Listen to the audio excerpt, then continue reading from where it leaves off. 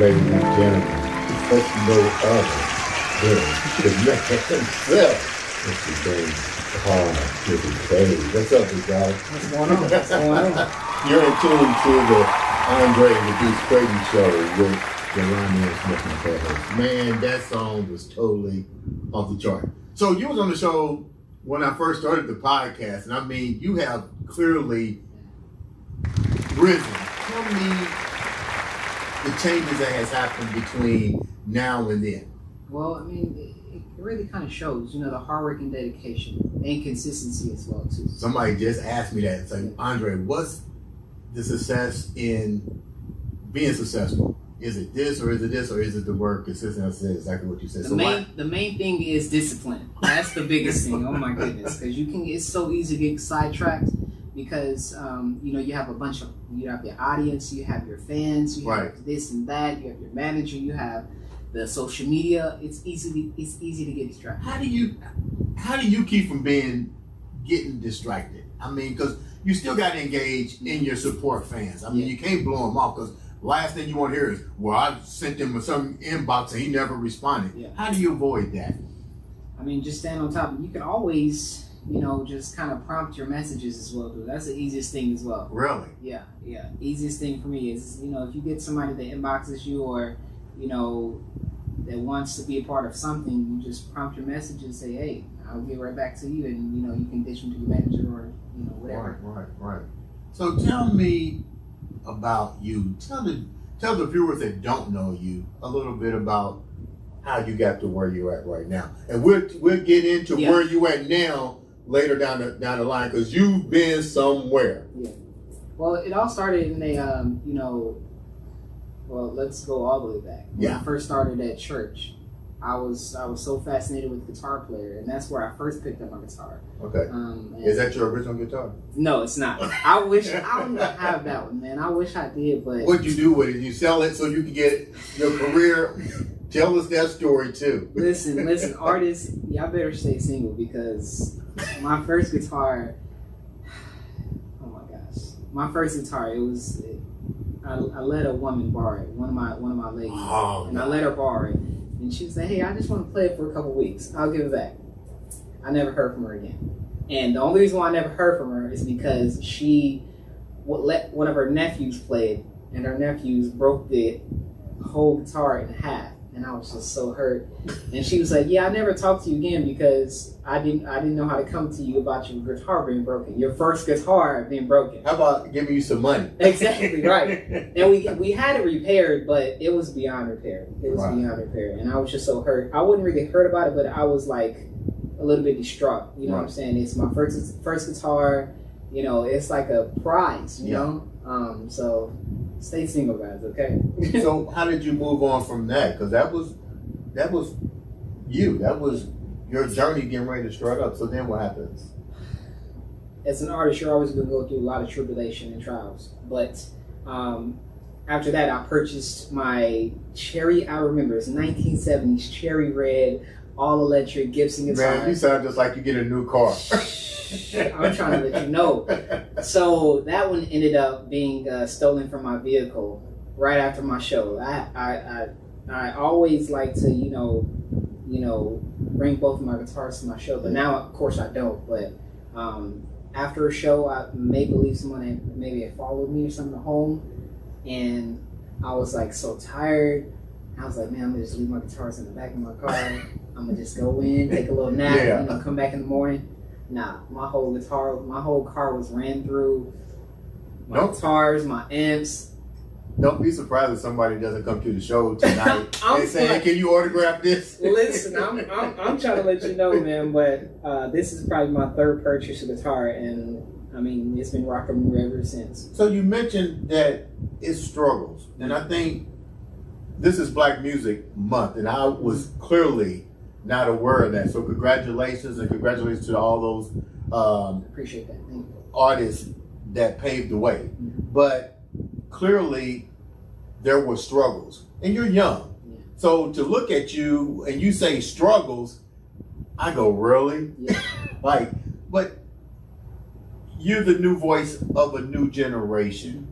What are the struggles that you dealt with and the struggles that you fear moving forward?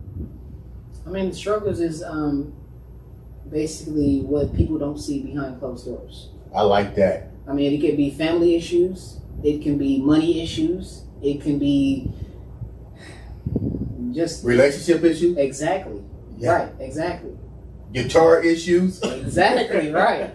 And that's the thing that makes good music, because we're able to make relatable music that we can connect with our fans and everything. Your music speaks volume. How do you get the inspiration to write such beautiful lyrics? And I remember the first time I actually heard you, I was with Brother Steve. I think we remember this. Yeah. And I went to the party because it was his going away party. I really didn't know too many people there. And I remember Steve going, you gotta watch this kid. And I seen you come up on the stage, and I was like, yeah. And when you got to playing, I was like, holy crap, you know. But I was taken away by just the lyrics, the harmony, the melody. How do you come up with this at such a young age? That's a very good question. You're on the clock. How do I come up with such inspiration from a young age? You know, you have legends, you have your greats that you look up to. Right. And you kind of grasp whatever they're making from their music that you listen to. So I mean, it can be people that's in your corner, or people that's you know, that I've opened up for, that you gravitate towards too. So I mean, music that they've written, I grab a lot of their melodies, and I grab whatever they can, you know, come up with, and I try to incorporate it on guitar. Because my first initial thought was, maybe I can play that song on guitar. Maybe that'll sound cool on guitar. And I've done that for so long. So you automatically take the music and go right to what you're good at. Absolutely. And you're good at that. Okay. If you don't see that a lot. You know, if you have like a song by, for example, Lil Wayne. Right.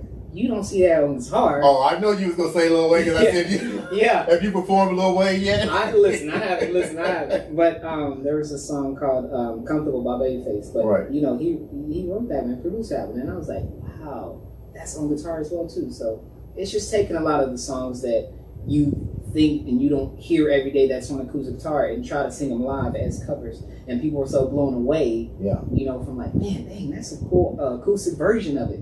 But you know what I like about the fact that I play the bass? Yeah, okay. And I play the sax. A lot of people don't know I play the saxophone too.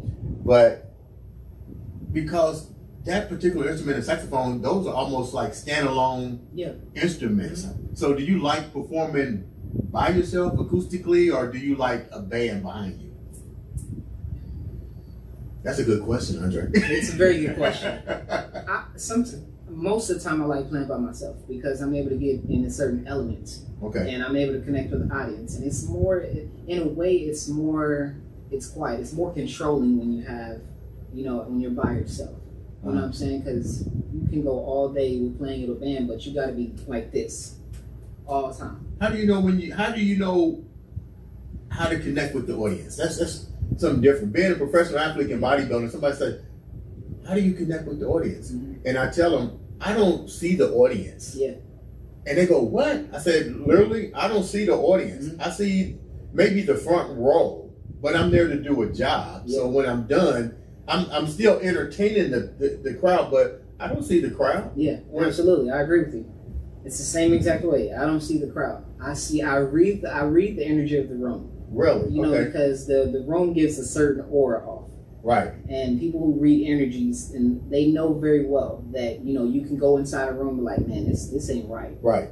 And that's what I kind of lean more towards when I go inside of, and I try to read the audience. And I'm like, okay, y'all feeling happy. Y'all feeling a little bit sad. I'm gonna hit this special kind of note, or you know what I'm saying. So, have you ever been in a situation? I remember this from my bodybuilding career. Mm-hmm. I had to go on after somebody that really sucked, and I literally had to wonder if I can go switch my tape. Yeah. To read the crowd. Mm-hmm. And now I'm like, okay, well, they don't let you change your tape, because it's all the way up in the control. So now you got to really come out and rock the crowd. Has that ever happened for you where you had to go behind somebody and they was like, ugh? I mean, you don't have to mention their name. I look at this. Most artists, I mean, they're always going to be there for a certain type of reason. And that one person, maybe they came there for that one entire person, but all artists are great. I mean, there's no one that really sucks, in my opinion, but I've never had that. I never had that happen. Not yet. Per se, not yet, right? I never had that happen, but it was just, you have to go in there with a certain mindset. To go in there like, hey, listen, I might be singing for like 5 people, right? But I'm gonna do and sing my thing for those 5 people.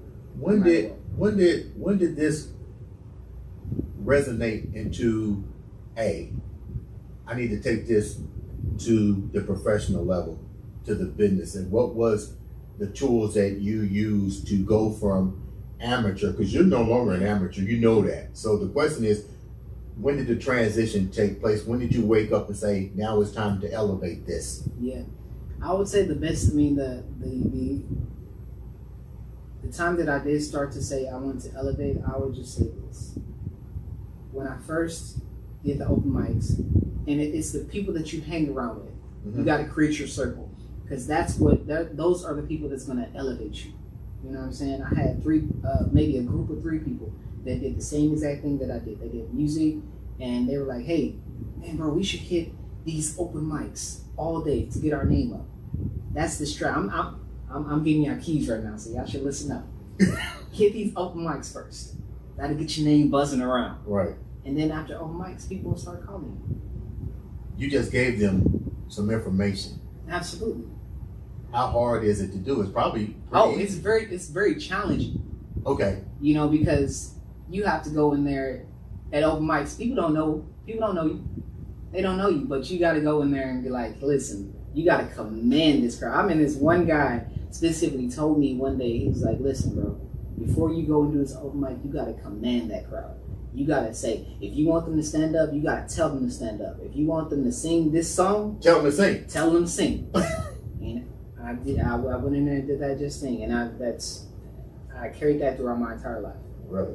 Absolutely. So when did the professionalism come in? When did you say, wow, it's time to get money? Yeah. Who were your mentors? It had to be a lot because you do a lot of R&B, Motown type. And I know you want to give shouts out to everybody, but it's got to be, okay, I'm going to do you like to do everybody else. I'm giving you 5. My 5 tops. 5 tops. And you better think about that now because your circle. It doesn't really have to be like in music or anything as well either. But, you know, Scoop, you know. Yeah. That's the biggest thing. If anybody does know Scoop, it's Steve Jefferson. But Sid Johnson, of course. Uncle Jams. Okay. I know he doesn't like me telling that, but you know, Uncle Jams is what they prefer in his name. You know, our parents, my family. Okay. That's my biggest things.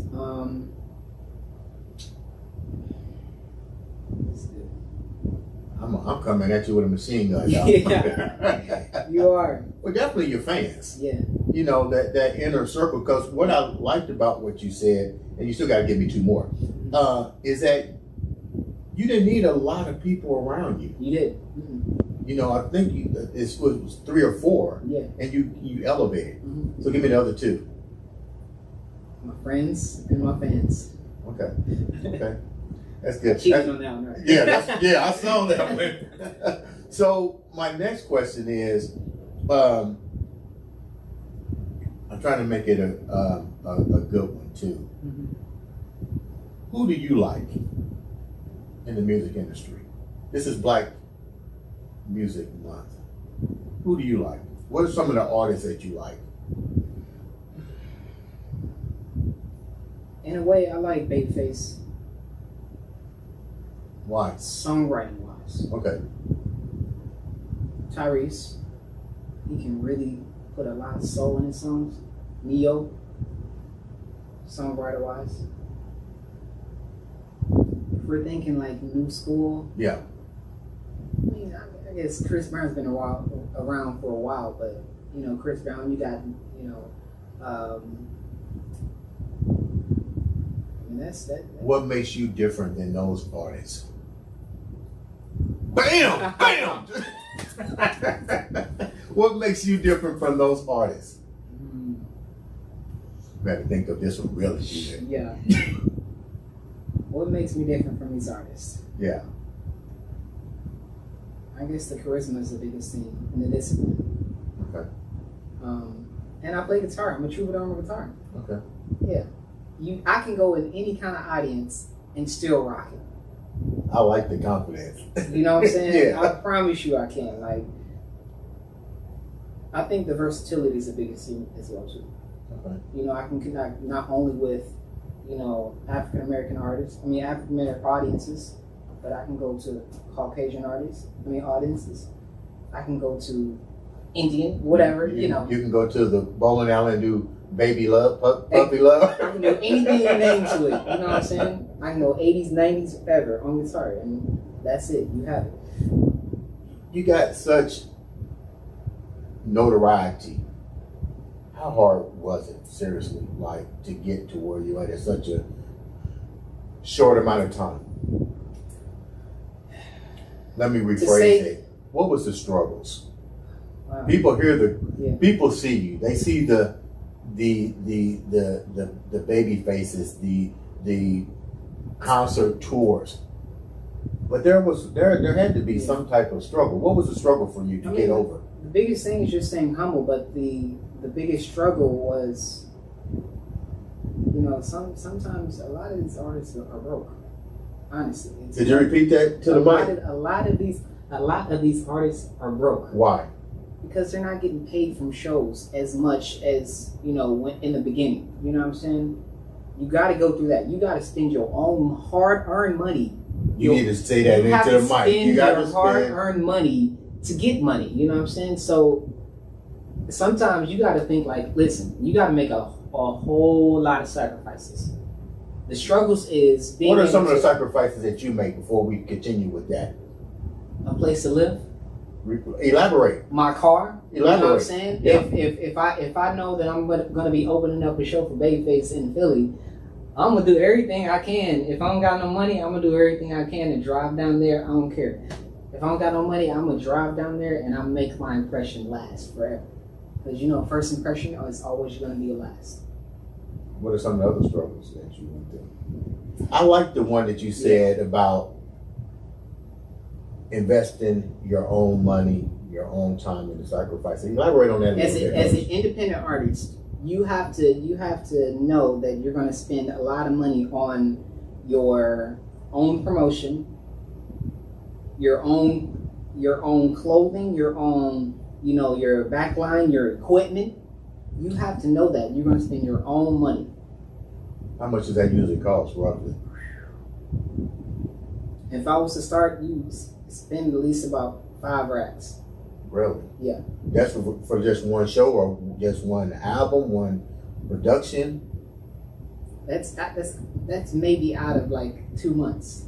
Really? Spending that much money, and it adds up quickly from the plane tickets that you have to take to get to certain places, for the equipment that you have to keep working on, or if you lose something you got to repurchase that. That's easily another $3,000. In guitars, insurance, food. You cell phone bill to make sure you stay up on your social media. Yeah. And the people that you pay to do your social media. Absolutely. And not alone the people that you got to pay, because they got to take a cut too. Yeah. What's the difference between, you're young, so this is probably a challenging question, but from the people that you've been around to today, what have they shared with you that's different from their era to the era that you're now in and involved into? I mean, the biggest thing that they've always shared was just keep going and not to ever give up on your dream. Because, I mean, if you chase your dream, you're never going to catch it. You said you always have to just steady the race. You always have to stay on a good pace and to never give up. People still to this day, they say, hey, just don't give up. You know what I'm saying? Who tells you that the most? People from my audience, people from, my family members, people from my mentors for sure. They tell me that the most. And they say, just listen and have an open ear and always stay creative. Because it's easy to get that block, you know what I'm saying? It's easy to get that, oh, I don't want to do it anymore. This ain't going nowhere. The music industry is dying, whatever. You just gotta. But do you feel that at times? I mean, you're human. Oh, absolutely, I do. You're human. Oh, I do. When was the last time you felt that? Be honest. We're live. Shoot, 2 weeks ago, man. Like, Really? Most of this time, I think, during this time, it's not easy to, do a hop and a skip. You have to call off work. That means you got to miss money to do something for a free show, whatever. But the biggest thing is whenever you get in that feeling, you always have to keep that goal-oriented mind in you. You always have to say that, oh, I did not come this far to just give up. Right. You know what I'm saying? And it's always been that kind of motive for me. I like what you said, because most people would blow that off and be like, not answer that question, but you were straight up, hey, just 2 weeks ago I was feeling like that. Yeah. Like, why in the hell am I doing this? Yeah. Because something's got to change. What did you do to change? How do you get out of that? That rut?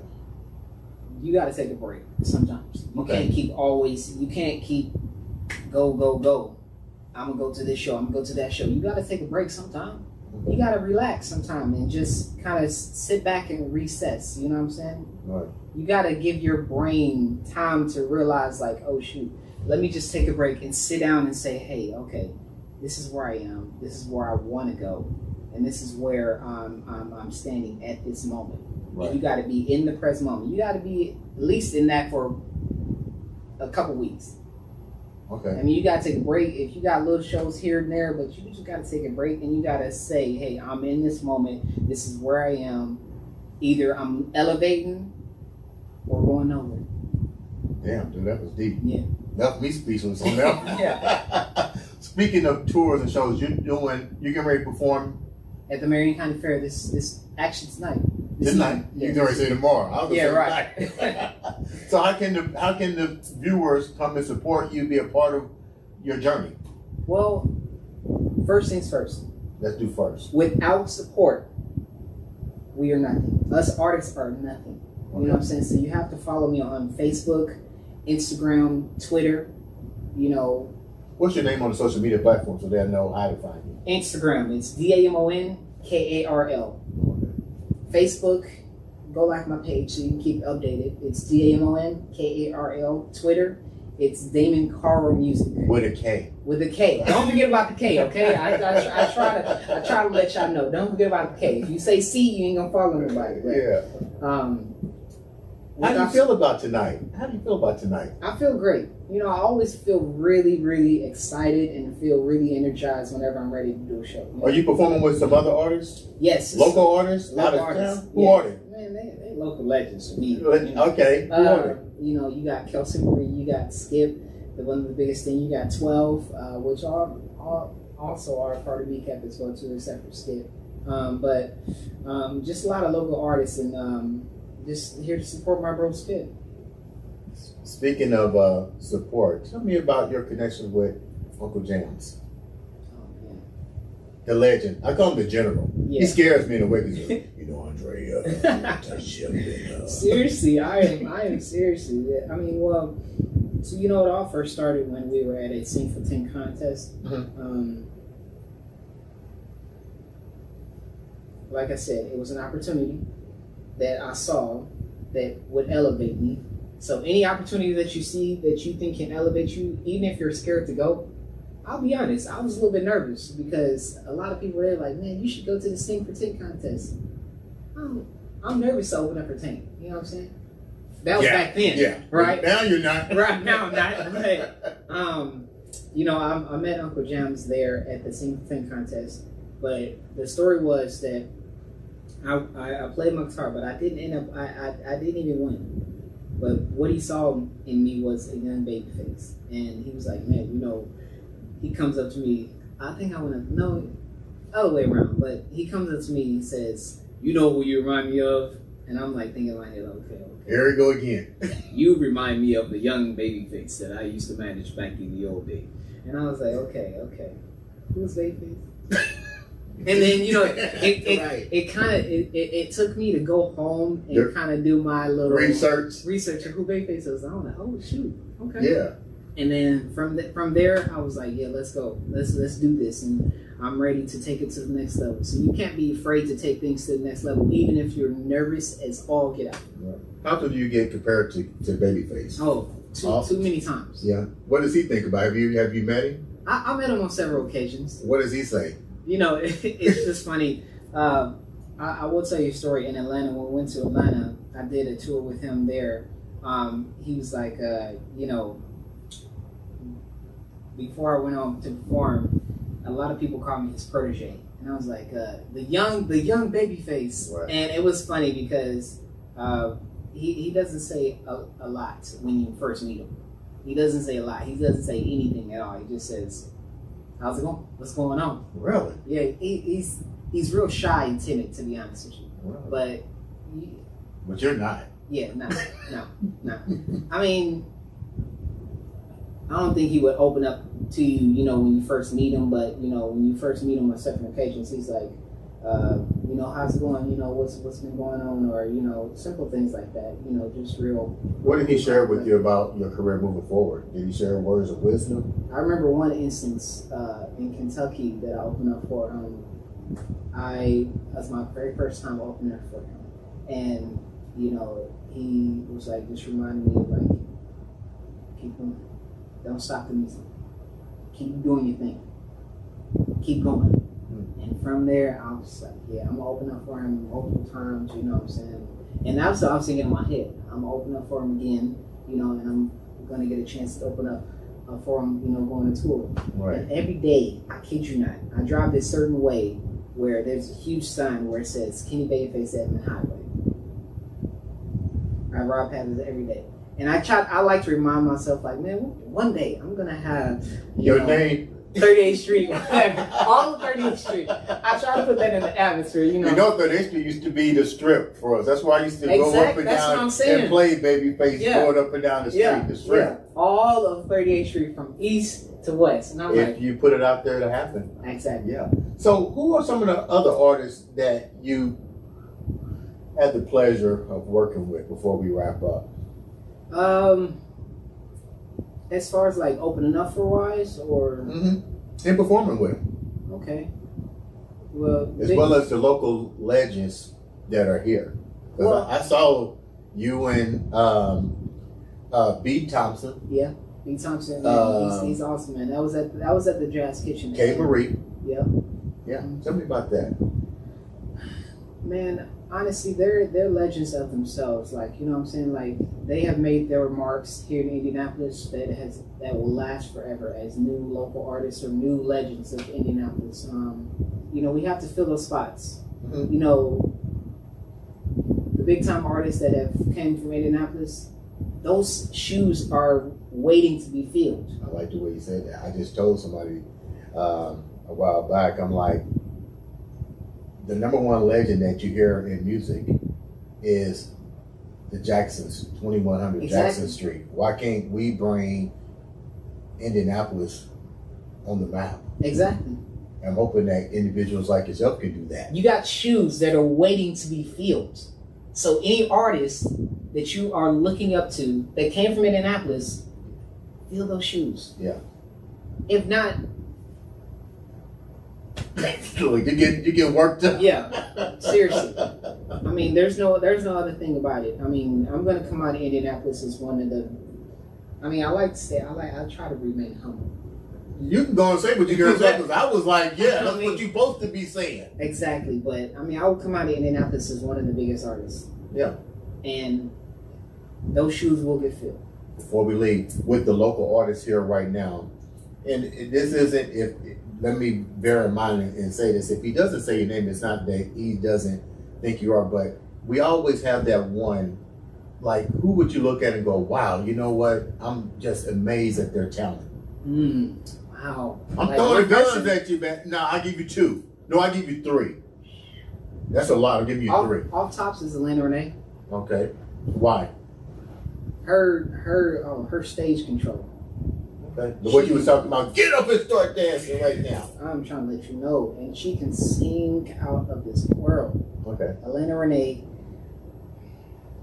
In a way, you got B. Thompson, man. He's pretty dope. He's dope. He's dope, man. Look. Those shoes. Yeah. The big feel. Yeah. You got one more. You better get this right, or I'm cutting the show off right now. Jeez, man, that's a good one, man. How about Damon Karl with a K? Exactly. Okay, that's what I'm talking. That's it. That's it. Oh, Uncle James. He walked this through in the room right now, but he can sing a little bit too as well. Too. I heard that. So we might just have to get him to sing a little bit. We're gonna have him come on too. So before we wrap up, tell the viewers once again how they can support you, follow you, and more importantly, how can they get that new album? So listen. Is it an album or is it a track? Because I'm trying to catch up with what I'm supposed to say. Newest single. Called Put It on Repeat. Put it on repeat. You know, on my Spotify, all your shit's on repeat. I appreciate that, man. All the love right here. You know, I'm always singing that Buppy Love, where you know, I just keep seeing that video with you throwing the ball down. Oh, yeah, yeah, I like that one. Yeah. So how can the viewers reach you and tell them again what time they need to be out tonight to listen to you perform? So listen, we are at the Marion County Fair, and the show starts at 7 o'clock on the dot. Okay? He said on the dot. On the dot. Yeah. 7 o'clock on the dot. You know what I'm saying? You got to be there. 6:30. 7:30, okay? But listen, I said 7 o'clock because, you know, CP time, you know. Yeah. We got to tell them an hour earlier, you know what I'm saying? But long story short, you can always follow me on my Instagram, my Facebook, my Twitter. Again, that's Damon Karl. With a K. Karl. It's Karl with a K, okay? My Twitter, Damon Karl Music. My Instagram, Damon Karl. My Facebook, go ahead and like my Facebook fan page. So that way you can keep updated on where I'll be next. You know, I am at the Marion County Fair today at 7:30, but I'm telling you, be there at 7 o'clock, so you know, kind of meet and greet. But I will be at Blankets, you know, Lounge next week, and also Harper's Bar and Grill. So stay tuned for that. Go and like that on my Facebook fan page so you can keep updated. Ladies and gentlemen, do me a favor. Grab that guitar and take us out of here. And ladies and gentlemen, as he takes us out of here, subscribe, like, share, do what we need to do to support these young artists. This is Black Music Month. I'm proud to have these guys show up on the Andre The Beast Crayton Show with Delania Smith. Take us out of here. This has been the Andre The Beast Crayton Show. You've got to listen to the beautiful sounds of Mr. Damon Karl with a K.